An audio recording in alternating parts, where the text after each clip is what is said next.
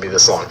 So, yeah, so she goes and starts freaking out, and she's like, take me home. I'm like, okay, cool. Now, we are driving home, and she's telling me, I really thought there was a chance. I really thought you would change, but you going through my phone just shows me you're the same person. I just took you on a date, spent a bunch of money, like had what I thought was a great day, and the whole time you're sneaking off to the bathroom to text your boyfriend. Exactly.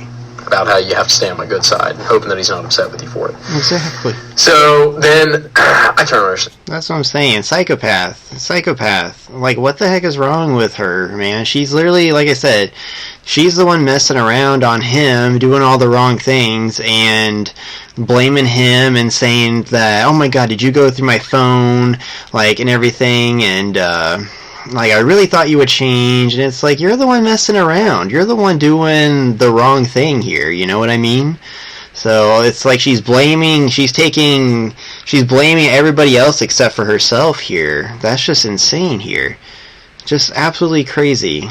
She's not seeing her own crap here. Maps, because I'm crazy. I turn her Snap Maps, and sure enough, that night she ends up at his house.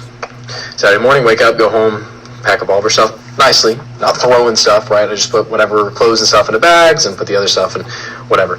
Load it in the back of the truck, text her, hey, what time do you get off work? Or what time are you going to be at your mom? She tells me, like, okay, I pull up, got all of her stuff in the truck, and she's like, can we go get food? I'm like, you know what? Let me see how much information I can fish out here. So she knows at this point, she found out that her Snap House was on. So I'm like, where were you last night? She's like, a friend called me, I was upset at you, and so, they called me, whatever. I was like, was it his house? She's like, yeah. I'm like, did you sleep with him? Yeah. Gotcha.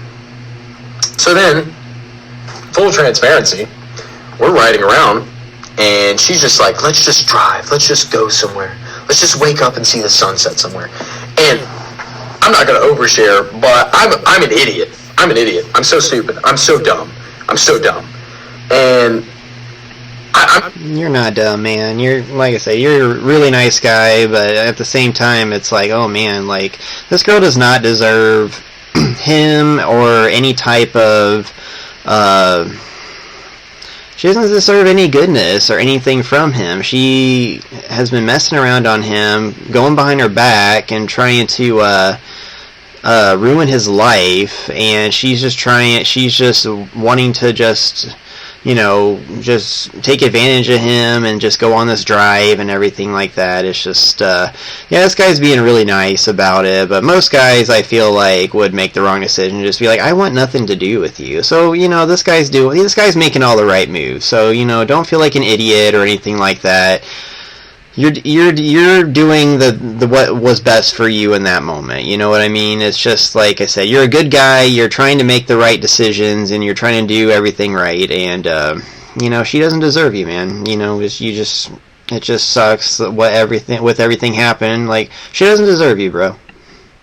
Listen, what your mind is thinking, that happens. What a moron. What a buffoon, right? So either way, I'm spending the night. Don't be hard on yourself. I'm spending the night. And then Sunday, I wake up and I go to church because I'm like, God, I need you so, which I go to church anyways, right? But I'm like, God. So I go to church and I walk in early and I sit there and I just cry in the pew. And then I get out of church and to a text from her, hey, she texted me somewhere along the lines of, or I can't remember if it's text or call, but she's like, hey, like, come back over and I'm like, how you left? I'm like, okay. So I went over and I get over there and she just wants to lay down. We lay down and, what an idiot.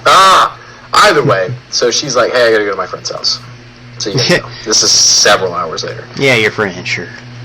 Well, she goes to her friend's house, and then she goes back to his house. Yeah, of course. In the same day! Oh, gosh! So I'm like, hey, I schedule us tests, because I just, sorry. So I schedule us tests. Thank God, everything's fine. Everything's clean. Everything's clear. Thank God. Yeah, well, then just that's another thing. It's like the selfishness of, like, maybe she doesn't know this guy might not be clean, and then she's passing it on to him, and just like another way that could ruin his life. You know what I mean? So luckily, they didn't have anything, but like, people just be doing this stuff, and they have no idea what other people have or whatever, and it's just like, Just absolutely crazy. You know, can you imagine if she did have something and got something from him and then passed it on to him? Like, just terrible. Like 2 or so weeks go by, and she's talking about, hey, I'm moving, I'm going to do all these things, and like I want us to be friends, I want us to stay in contact with each other. And I'm still in the mindset of, I'm going to make this work. Well, along the way, I ended up finding out a lot more. And I didn't believe it at first until I started receiving proof. And I'm like, oh, okay. So it takes a lot. It takes a lot of hits. And mind you, we hang out like 1 or 2 times after that. And so eventually she says, like, hey, like, I'm moving and stuff and whatever. And I'm like, okay. And so in my mind, I'm not signing the papers. I'm not signing the papers. You're crazy. Sorry, I made a covenant vow with God. I don't care if you're stupid and went and did something stupid. Like, no. Like, we're going to figure this out. Eventually you take so many hits that you start to realize maybe God's giving you the pass. Maybe God's letting you get out of this. And that's exactly what happened. She continuously chose other people throughout these 2 weeks or so. I don't know what happened with him because they broke up, and then there was 2 or 3. I don't know. Either way. So eventually it finally clicked. Yeah, I mean, like I said in the first video that I made, that there was probably obviously red flags with this woman, that maybe they were in the lovey-dovey phase and he just didn't see it or anything like that. So I don't know, man. It just sucks that, Christian man, and he ends up with a promiscuous woman that just wants to sleep around, have her fun, and that's what she wants to do. So yeah, it just sucks. It just sucks that it came to that, you know what I mean? But at the same time, this guy is super young, you know what I mean? Like, you could probably, like, if you're just in that love phase, sometimes you might not see things, you know what I mean? So, yeah, I mean, I don't know, though. Like I said, I would think maybe if a woman's promiscuous, you might see that, but maybe not. Maybe she hit it. Maybe she hit it pretty well, and yeah, so I don't know. I think this guy dodged a huge bullet, to be honest with you, and I think in a year or two, I think she's gonna regret it. She's gonna regret it. She's gonna wish that she wouldn't have done that, and wish that she would have stayed with him, and yeah, I mean, like I said, like, you have your fun, and then it's like, then reality hits you, and I think she'll regret it. I really do. I'm like, oh, you gotta shut it off, bro. Straight Vampire Diaries, just turn it off. So I did. So I guess it's 2 weeks later, she texts, or she calls me, she's like, hey, when are we seeing each other? And I'm like, for what? She's like, just, I guess just to sign the papers. I said, you don't need me for that. You can get your stuff signed and then have me served or whatever, I'll sign mine and be done. Mind you, this is radically different than the last thing she heard from me, which is, I'm not signing anything. So then I get a text Monday, hey, do you want to see me before I leave? I'll respond. Wednesday we meet to sign papers. I'm not going to explain how that ended up happening. I didn't know she was going to be there. Either way, papers get signed, and give, whatever. And she's like, can I get a hug? I was like, look, I don't. And she's like, please. So, okay, give her a hug. And then, yeah. There's so much that's not in this because, and if somehow any party that's not, I don't want to say on my side, but on my side with this, I am doing the opposite of dogging.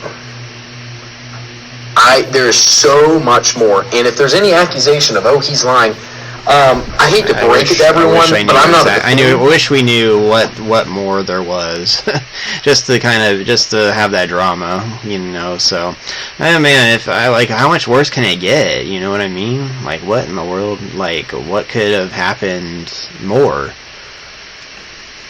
Alabama's a one-party state, and it was in my own home and vehicle. I've got everything. I have everything right here. Smart. So. Was that from a dash cam or something? The legitimacy behind what I've said, right here. I undershared a lot because I hope, and the last thing that I said to her, I prayed over her. The last thing that we did is we had a conversation. I said, I am not mad. I do not hate you. I hope you have a wonderful life. I hope you find a man someday that you can love the way that you should. I prayed for her, wished her the best. Said I can't be in contact with you again. I can never talk to you again. This has to be the end of it. Now it's turned into a thing where she's dogging me to an extent. Yeah, it's just heart. Like you could kind of, I think, see that he's just heartbroken. It's just, like I said, right after you get married, then she does this, and she wants to be friends, but it's like, you can't be friends. You can't be friends after that. You just have to. It is one of those things where you just got to rip the Band-Aid off, and it's that's it. You just have to just move on, and you just have to move on, because it's just that every time unless you actually like really just forgive her, and then it's just you move. It's just, I don't know. At least this quick, probably won't be over it or anything like that. Maybe 10 years down the road, I'm sure, like, maybe it's like you'll just see that person and just be like, oh, whatever, that's my ex, and have no, like, feelings with it. But right now, no, man, he's probably still heartbroken. I can understand that, so I can understand just not wanting to talk anymore, and just opening up just putting salt on an open wound, I don't want to say dogging me, but it's like, it just doesn't matter. It doesn't matter. Just a little bit of stupid stuff, though, and gotta move on. I gotta let go. I'm so separated. But the plan is, now that I've said all of this, I can now do what I really wanted to do this whole time, which is make the Christian content, but also make the Christian content that speaks directly through what, in my opinion, is got to be one of the hardest things you can go through in life, and that is infidelity, right? In separation, divorce, whatever.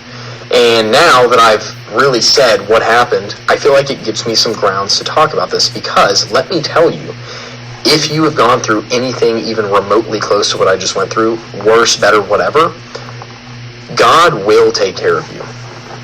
God will provide a way every time. You just have to trust in Him. Do not run to the world. It's so freaking easy. Believe me, dude, I was one text message away from doing something stupid. I'm 2 feet away from solving all the problems. I want to jump in here, because that was supposed to be like smoking weed, and it didn't look like that. In theory. Thank God I didn't. Because it doesn't fix anything. It puts you further in the hole, and it will destroy you more and more and more. And eventually, if you're saved, God's going to reach out and grab you. But, man, it would be better if you didn't have to dig through all that crap, too. So, yeah, and for some reason there's a expose about, oh, well, look at, I will go ahead and tell you guys straight up. Yeah, I said some terrible things to her when we were dating, when we were engaged, and when we were married. No excuses. There are certain ways that you should never talk to a woman. Never anything physical. Never any reason for her to be fearful of me. And once again, that's all on here. I have all that admitted. Yeah, I mean, that's every couple. That's every married couple. Show me a couple that hasn't had a big fight where you screamed at each other, yelled at each other, and if somebody says that they've never had that, I'm probably going to call them a liar. Every couple has had those moments where they've yelled at each other, screamed at each other, and that's just when you have people that are a little different and have their own opinions about things, or life and everything like that, you're gonna have arguments and you're gonna fight. So I mean, don't feel bad about that or anything like that. Everybody yells, everybody fights, it's just, you don't want to do that, but sometimes, things just get heated, and, you move on after that, so, but yeah, I mean, don't feel bad about that or anything like that. I think in a way, I think he's just saying, like, hey, like, I don't want to do that, but it's a mistake of mine, and like I said, nobody, the man and the woman, don't want to do that or anything. It just happens. So, but yeah, don't feel bad about that. But I'm also glad that he didn't, a text message away and smoking weed. So it sounds like maybe he wanted to hook up with another girl and smoke some marijuana to maybe help with his problems and issues, and maybe drown out, some of those feelings and stuff. So I'm glad that he kind of, got away from his temptation revelations and everything like that, because it could feel good in the moment, but you know, in the end, like he said, it's going to destroy you. You know, it's just another baggage of just, you know, if he messed around with another woman, marijuana, you know, same thing. It's just like you can get addicted to weed, just like you can get addicted to anything. You know what I mean? So I'm glad that he didn't go down that road, though. Never any reason for that. Never took advantage. Once again, all on here. But I said some things, right, that I shouldn't have said. I used some words that I shouldn't have used. Terrible. But if you are going to share those things with people, I would encourage you to share the full story, because if not, I will. I will share the full story behind messages. Or Ryan finally got to say what happened, or just let it be. And I think that'd be best for everyone. So that is 19 minutes of my crazy past 3 months or whatever. But God is good.